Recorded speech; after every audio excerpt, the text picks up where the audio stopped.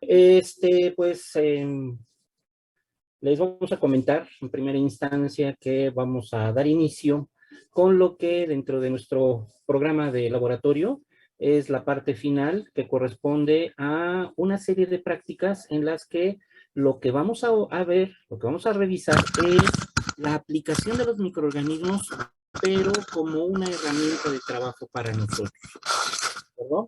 En este caso, en muchas ocasiones, más bien la mayoría de las ocasiones, no nos interesa saber qué microorganismos son los que participan. Simple y sencillamente, lo que nos interesa saber es que si, o más bien que nos den respuesta a algún problema o si pueden realizar alguna actividad. No nos interesa quién y ahorita vamos a puntualizar un poquito más en relación con eso. Entonces, esta es una parte muy interesante dentro de lo que es el curso de ecología microbiana, porque básicamente nosotros estamos trabajando con lo que son normas oficiales. Si ustedes revisaron su práctica del día de hoy y si ustedes revisan lo que es la práctica número 14 y la práctica número 12 que corresponde a este bloque, pues lo que van a encontrar es que todo está sujeto a normatización. Entonces, esta es una parte precisamente de lo que se llama o lo que se conoce particularmente con el nombre de ecología microbiana aplicada o también se le denomina microbiología ambiental. Que como yo les decía, aquí lo que vamos a hacer es utilizar a los microorganismos como una herramienta de trabajo para que nos ayuden a encontrar un problema, a resolver un problema y algunas otras cosas que vamos a ir viendo poco a poco. Este último bloque de prácticas, como ya les había mencionado, involucra a la práctica número 12, que es una práctica donde revisamos la toxicidad utilizando a un microorganismo como un sujeto de experimentación, en este caso Bacillus cereus, la práctica número 13, que es la prueba de biodegradación de surfactantes aniónicos de acuerdo a la normatividad mexicana, que ahorita revisamos cuál es esa norma, y la práctica número 14, en donde vemos biodegradación de plaguicidas. Esto tiene mucho interés en la parte de impacto ambiental, ¿de acuerdo? Entonces, les decía, esta es una parte ya de aplicación de todo lo que nosotros hemos venido realizando, ¿de acuerdo? En las clases presenciales, que lo vamos a tener la siguiente semana, no trabajamos, más bien, vamos a trabajar, aunque no se requiera, en condiciones de microbiología, ¿de acuerdo? Entonces, en alguna parte tenemos que realizar las actividades bajo condiciones asépticas, aunque van a ver ustedes que finalmente eso no tendría ninguna trascendencia en la obtención de los resultados.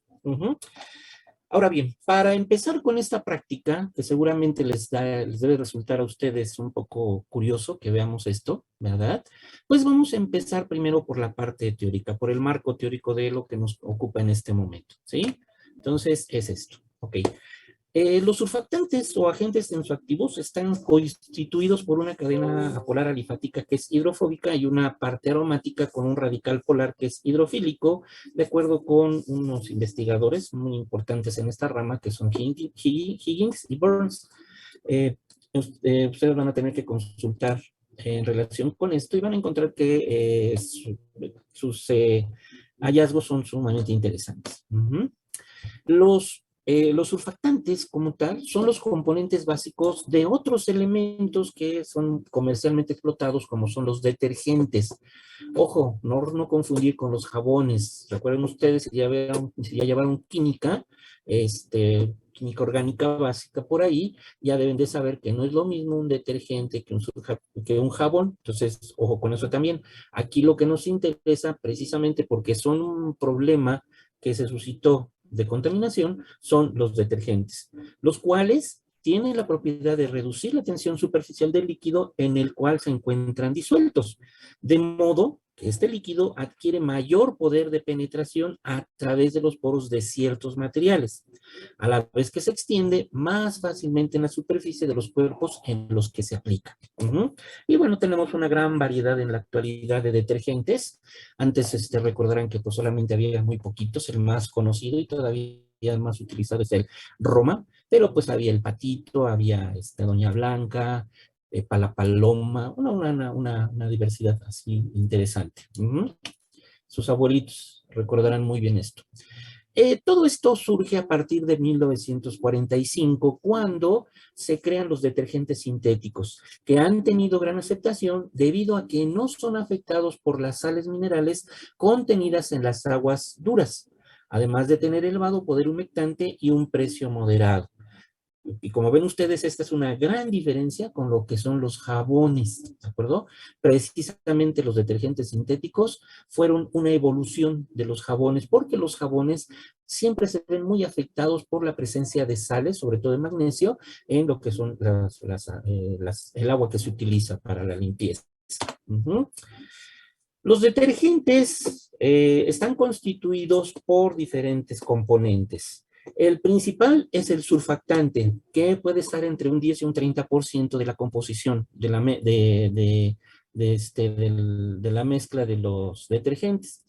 Pero los detergentes en sí también llevan otros aditivos que representan alrededor del 70 al 90%, entre los cuales, entre esos aditivos, encontramos a blanqueadores ópticos. Ya ven ustedes que siempre en la televisión, los anuncios comerciales, siempre hacen énfasis en estos aditivos que se les ponen. Los blanqueadores ópticos, que curiosamente, más que blanquear, como que ponen azul la ropa, pero eso nos da la impresión de que está muy limpia. También se utilizan aromatizantes, ¿verdad? Que ahora pues pueden durar hasta 24 horas, según los fabricantes.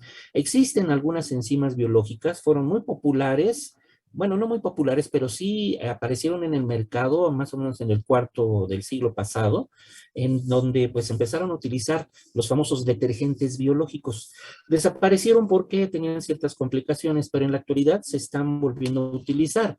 Y aquí también es interesante que ustedes sepan que precisamente las enzimas biológicas que se utilizan para la elaboración de estos detergentes son enzimas de origen microbiano, básicamente a partir de microorganismos del género Bacillus.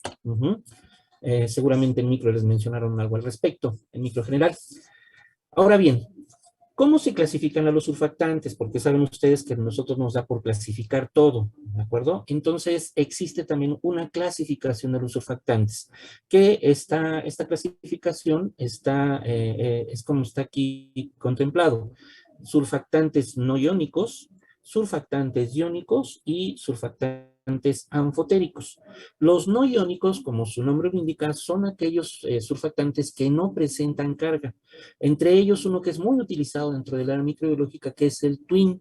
Seguramente ustedes habrán visto que en la formulación de muchos medios de cultivo se utiliza este surfactante con la finalidad precisamente de que modifique la tensión superficial y entonces pueda ser utilizado pues, de manera más eficiente en los medios de cultivo y que los microorganismos, al haber menor tensión superficial, puedan utilizar de mejor manera los nutrimentos presentes en el medio de cultivo. También tenemos los surfactantes iónicos, dentro de los cuales tenemos dos tipos. Los tipos catiónicos, que como su nombre lo indica, su carga total es positiva, por ejemplo, sales cuaternarias de amonio, y los surfactantes iónicos aniónicos, que, pues otra vez, como su nombre lo indica, su carga neta es negativa. Por ejemplo, entre estos, el alquil benzensulfonato, que ahorita explicamos que esto es más bien una denominación general de la estructura química. Y finalmente tenemos los surfactantes anfotéricos, que ustedes deben de saber también que pues son aquellos surfactantes que van a ser iónicos o no iónicos dependiendo del pH del sitio donde se encuentren, de acuerdo a la solución en la que sean adicionados.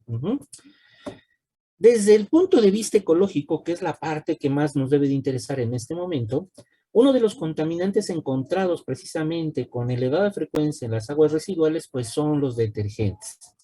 Al verterse estos a los cuerpos acuáticos, deterioran su calidad al formarse espumas, que entre otras cosas impide el intercambio normal de gases, CO2, oxígeno y algunos otros. Este deterioro finalmente provoca toxicidad para la vida acuática y a lo largo del tiempo, en forma indirecta, va a provocar fenómenos que alteran a los ecosistemas, como puede ser la eutroficación o también denominada eutrofización. En el caso, ven ustedes en la figura número 4, en la parte superior izquierda, pues tenemos esta presencia de espumas. Cuando nosotros vamos al río Zahuapan y hacemos las diferentes estaciones, tomas de muestras, pues nos encontramos con esta problemática. Una alta formación de espumas, en algunos casos, aunque usted no lo crea, hemos calculado hasta 1 metro de altura de la espuma que se forma. Entonces, que ya se imaginarán la carga de surfactantes a través de los detergentes que se puede verter hacia los cuerpos de agua. Pero a la larga, el problema, aparte de lo que complica la presencia de espuma, sobre todo el intercambio de gases, como ya lo mencionamos, es que a la larga, ¿sí? Estos detergentes, de acuerdo con su formulación, llevan algunos componentes que originalmente son factores limitantes en el ambiente. Por ejemplo, los fosfatos, ¿de acuerdo? ¿Y qué resulta de esto? Bueno, pues resulta problemas como el que tenemos aquí en la figura número 5, en donde pues lo que estamos viendo es un crecimiento exacerbado de organismos fotolipoautótrofos, ¿de acuerdo? ¿Por qué se da esto? Pues porque en los ambientes naturales, como yo les mencionaba, y ustedes lo recordarán también, los fosfatos son un elemento limitante, es un factor limitante para el desarrollo de los organismos fotolitótrofos, específicamente los oxigénicos. Pero, ¿qué pasa cuando hay aportes externos de fosfatos? Pues ese elemento deja de ser un factor limitante y entonces permite el crecimiento exacerbado de estos organismos. Y ustedes van a decir, pero eso debe ser bueno, pues qué bueno que va a haber muchos de estos organismos que van a producir mucho oxígeno.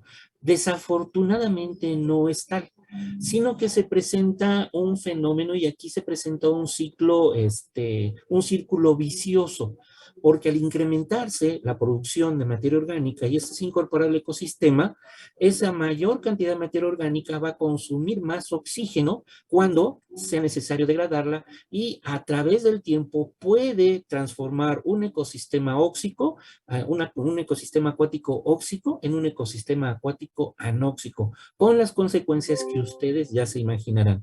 Mucho de eso está sucediendo en muchos de los lugares de nuestro país. El que tenemos más cercano, el ejemplo más cercano que tenemos aquí es el lago de Guadalupe, que presentó precisamente esta problemática. Si ustedes conocen el lago de Guadalupe, no es ni la mitad de lo que era originalmente, precisamente porque se presentó esta problemática y el volumen del cuerpo de agua disminuyó prácticamente al 50%, si no es que más. Los surfactantes que se emplean en mayor proporción en la actualidad son los del tipo aniónico, como los alquilbenzensulfonatos. Y ojo, jóvenes, aquí debemos ser muy cuidadosos con la nomenclatura, ¿de acuerdo? Dice, fíjense, la fórmula general es de un ABS, alquilbenzensulfonato. No especifica, solamente hace mención general de la estructura química. Y aquí tenemos una representación precisamente de un surfactante de este tipo, de los alquilbenzensulfonatos, en las que vemos una región aromática con un radical polar, que es el extremo hidrofílico, y una cadena apolar alifática, que es el extremo